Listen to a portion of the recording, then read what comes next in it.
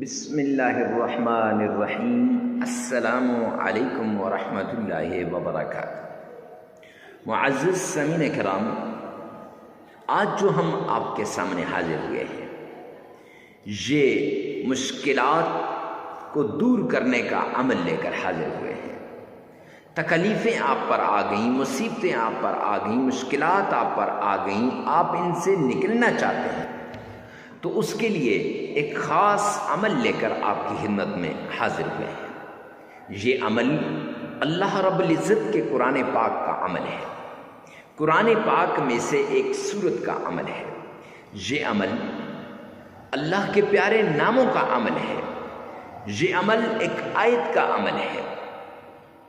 آپ اس آیت کے ذریعے سے، اللہ کے اس نام کے ذریعے سے، قرآن پاک کی اس سورت کے ذریعے سے اپنی مشکلات کو اپنے رب سے حل کروا سکتے ہیں، اپنی تکلیفوں کو اپنے رب سے حل کروا سکتے ہیں۔ جی ہاں، آپ کی ساری تکلیفیں دور ہو جائیں گی، ساری مصیبتیں ختم ہو جائیں گی، ساری ٹینشنیں ختم ہو جائیں گی، صرف اس ایک عمل کی وجہ سے۔ اللہ سبحانہ و تعالیٰ کے جتنے بھی انبیاء آئے، انہوں نے لوگوں کا تعلق دنیا سے کاٹ کے اللہ کے ساتھ لگانے کی کوشش کی۔ 1,24,000 کم و بیش انبیاء نے، سب نے لوگوں کی مشکلات میں کمی کرنے کی کوششیں کی، لوگوں کی تکالیفوں کو دور کرنے کی کوشش کی۔ آخر میں نبی آخر الزمان جناب محمد مصطفیٰ احمد مجتبیٰ رسول عربی صلی اللہ علیہ وآلہ وسلم آئے، اور میرے آقا نے فرمایا، عملاً کر کے بھی دکھایا اور فرمایا بھی، یسروا ولا تعسروا، آسانیاں پیدا کرو، مشکلات نہ پیدا کرو۔ بخاری شریف کی روایت کا ایک حصہ ہے۔ بشروا ولا تنفروا، محبتیں لاؤ، محبتیں بانٹو، نفرتیں مت پھیلاؤ۔ آج لوگ نفرتیں پھیلاتے ہیں، محبتیں نہیں بانٹتے۔ آج لوگ انسانیت سے دور جاتے جا رہے ہیں، اللہ کے در کو چھوڑ کر دوسروں کے در پہ جا رہے ہیں۔ کچھ نہیں ملنے والا سوائے اللہ کے در کے۔ یعنی کسی نے کاروبار کو اپنا سب کچھ مان لیا، کسی نے اپنی دکان کو، کسی نے اپنی فیکٹری کو، اور کوئی کہتا ہے بس یہاں سے نہیں۔ اگر اللہ کو ناراض کرو گے، رب کائنات کی قسم کچھ بھی نہیں ملنے والا۔ وہ آتے ہیں نا، ومن اعرض عن ذکری، قرآن میں یہ آیت ہے قرآن پاک کی، اللہ فرما رہے ہیں ومن اعرض عن ذکری فإن له معیشۃ ضنکا، کہ جو میرے ذکر سے اعراض کرے گا، جو مجھ سے دور بھاگے گا، جو مجھ سے نظریں کترائے گا، فرمایا میں اس کی معیشت کو تباہ و برباد کر کے رکھ دوں گا۔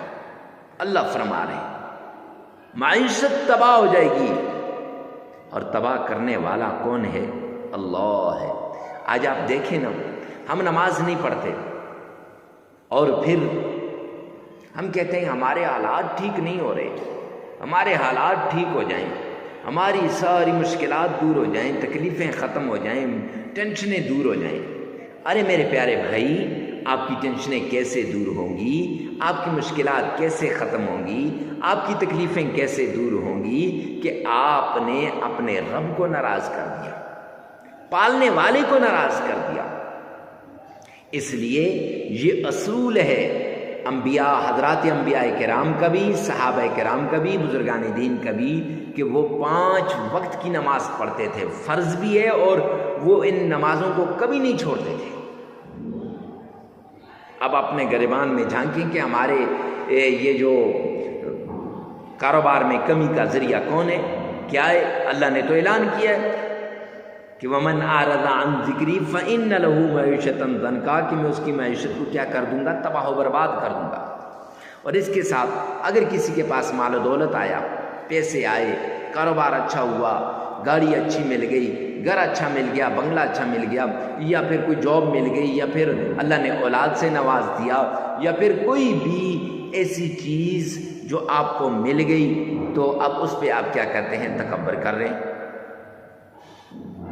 اور اللہ نے فرمایا، اللہ کے پیارے حبیب فرما رہے ہیں، حدیث قدسی ہے کہ الکبر ردائی، تکبر میری چادر ہے، ومن نزع عن ردائی جو کھینچے گا میری چادر کو اعلنتہ بالحرب، میں اس کے ساتھ اعلان جنگ کرتا ہوں۔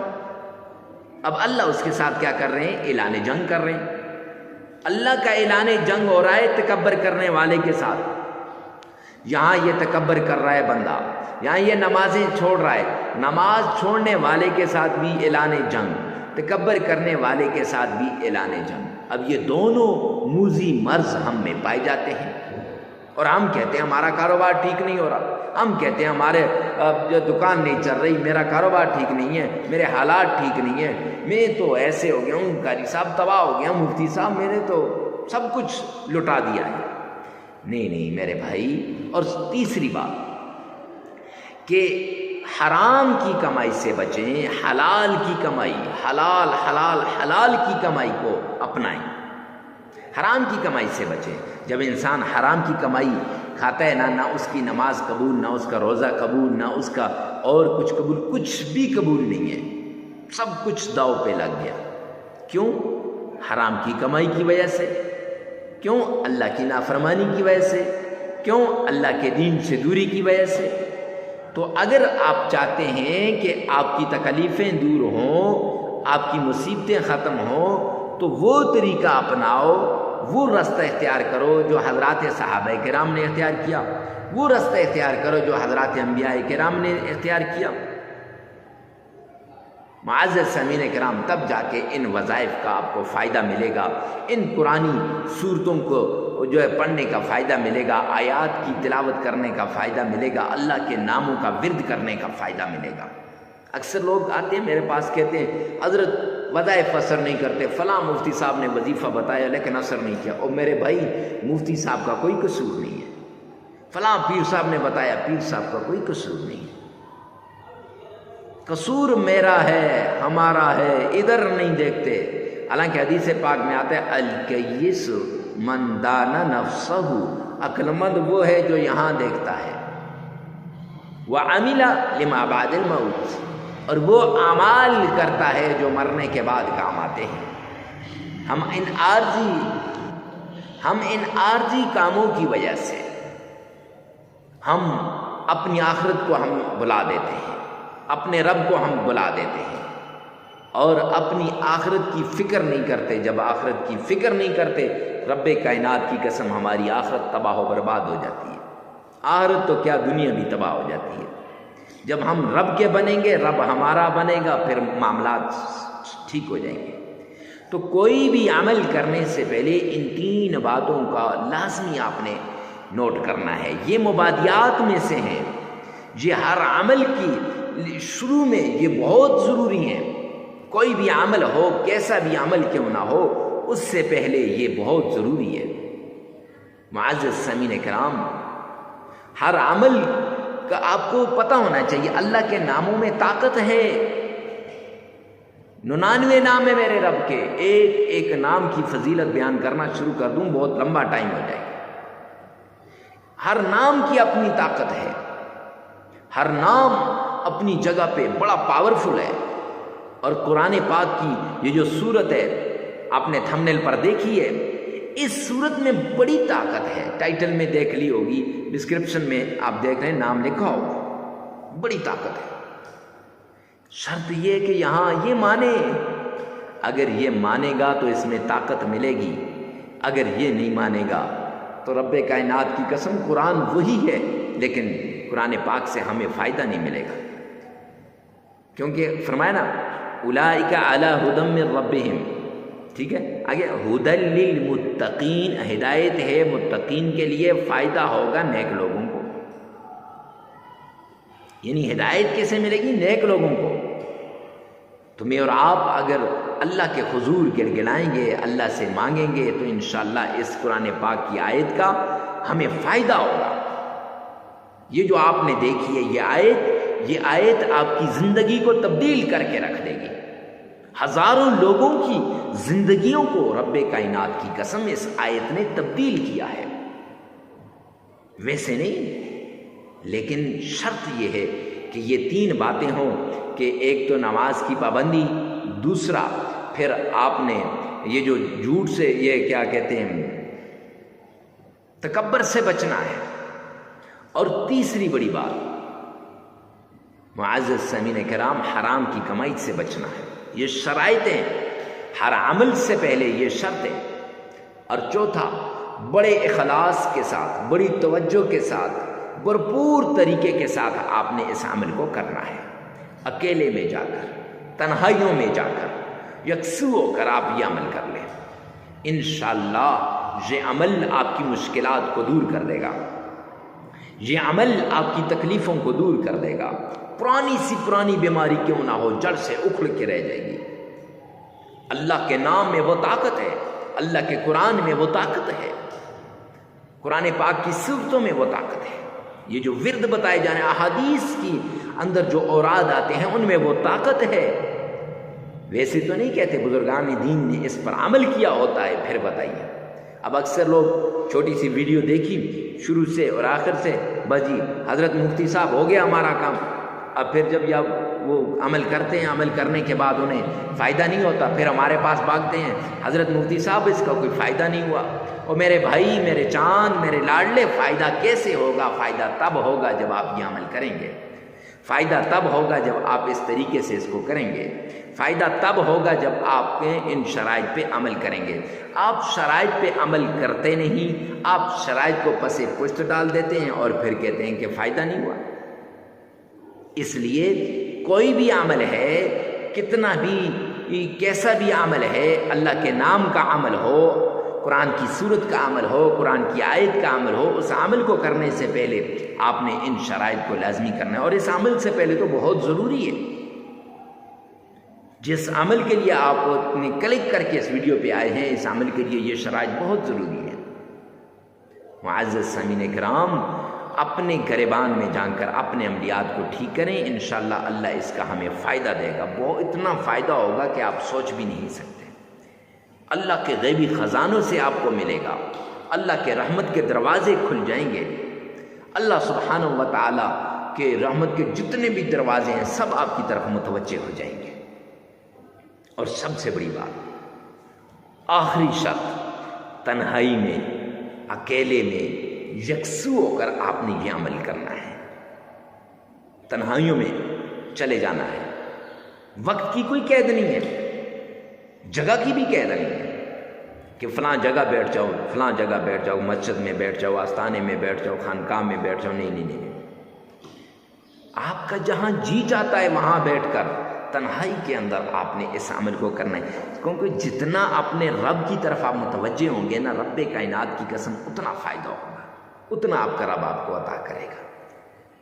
تو آئیے چلتے ہیں عمل کی طرف۔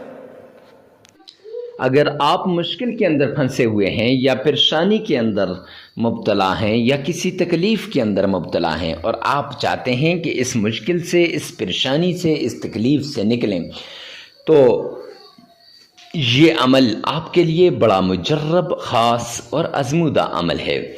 یہ قرآن پاک کی سورت کا عمل ہے، اور قرآن پاک کی بھی وہ سورت جس سے تمام مشکلیں حل ہو جاتی ہیں، جس سے تمام مصیبتیں ختم ہو جاتی ہیں، جس سے تمام تکلیفیں دور ہو جاتی ہیں۔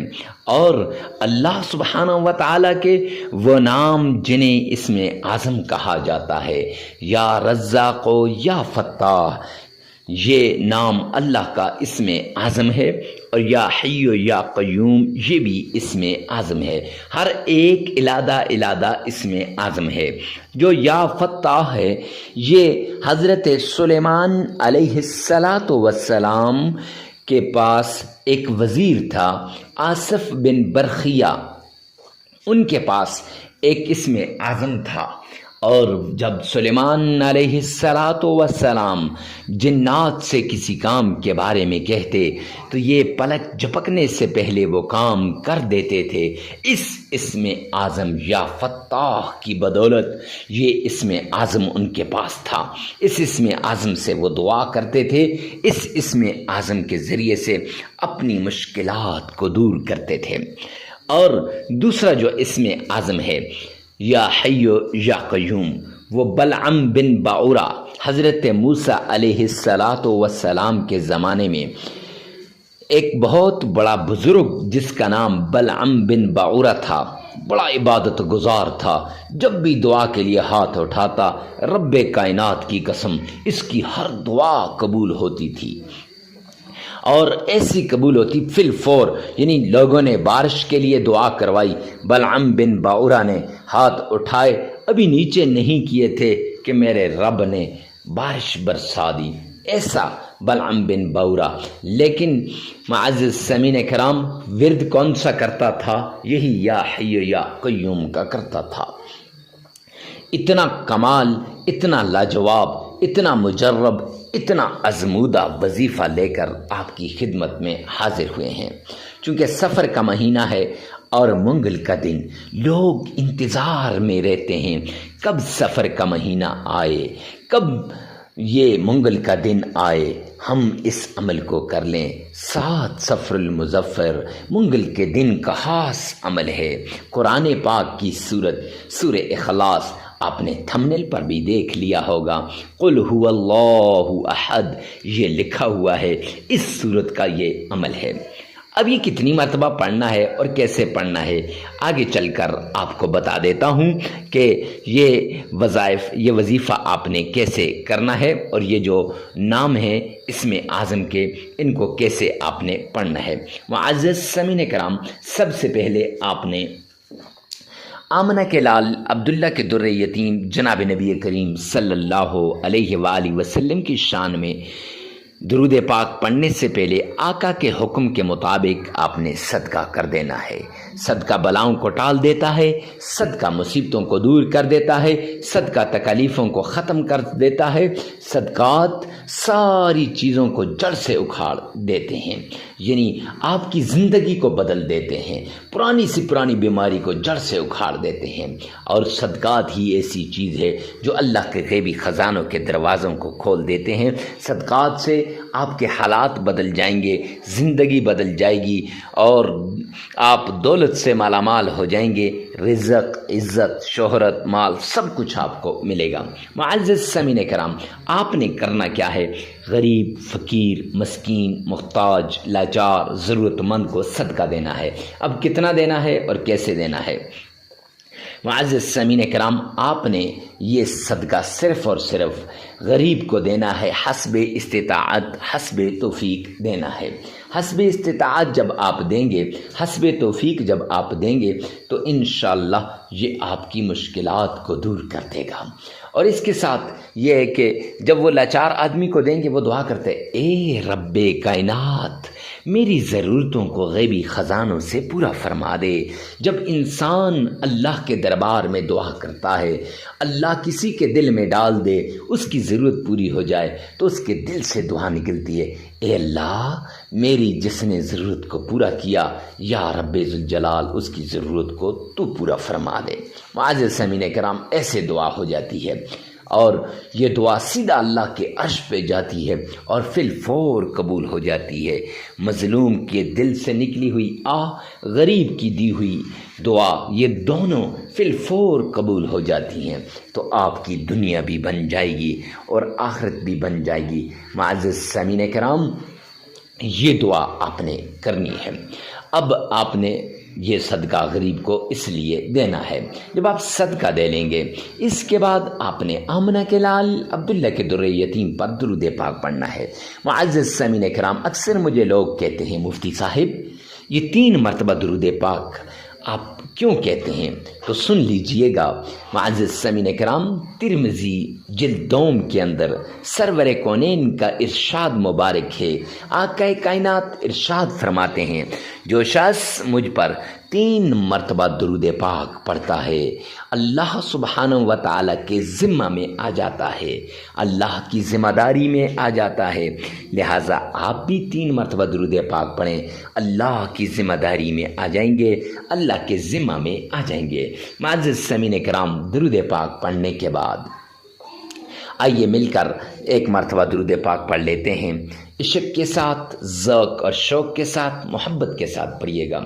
اللہم صلی علی محمد وعلی آل محمد کما صلیت علی ابراہیم وعلی آل ابراہیم انک حمید مجید۔ اللہم بارک علی محمد وعلى آل محمد كما باركت على إبراهيم